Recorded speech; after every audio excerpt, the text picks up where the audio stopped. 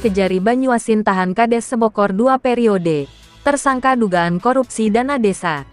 Banyuasin, Sumatera Selatan, Dimensi TV News.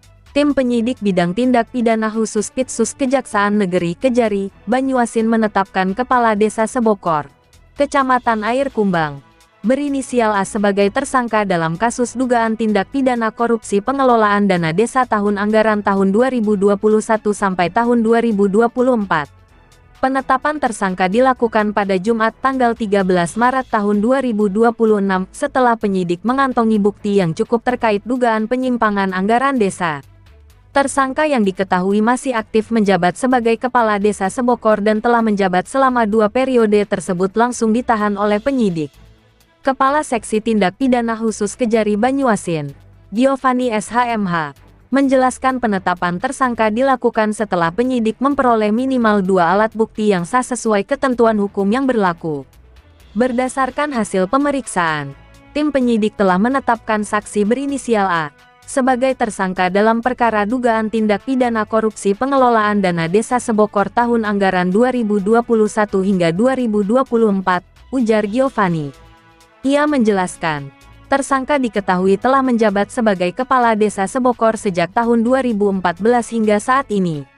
Dalam perkara tersebut, tersangka disangkakan melanggar Pasal 603 Undang-Undang Nomor 1 Tahun 2023 tentang Kitab Undang-Undang Hukum Pidana Junto Pasal 18, Undang-Undang Nomor 31 Tahun 1999 tentang Pemberantasan Tindak Pidana Korupsi, sebagaimana telah diubah dengan Undang-Undang Nomor 20 Tahun 2001, serta Pasal 3 Undang-Undang Tindak Pidana Korupsi sebagai pasal subsidiar.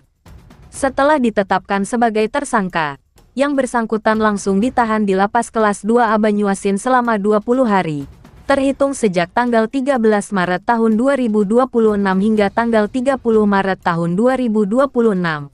Berdasarkan Surat Perintah Penahanan Nomor Prin Garis Datar 412-L-6-19-FD-2-03-2026. Dalam penyidikan, tersangka diduga melakukan sejumlah penyimpangan dalam pengelolaan dana desa. Modus yang digunakan antara lain kegiatan yang tidak dilaksanakan, fiktif, serta pembangunan yang volumenya tidak sesuai dengan rencana anggaran biaya (RAB).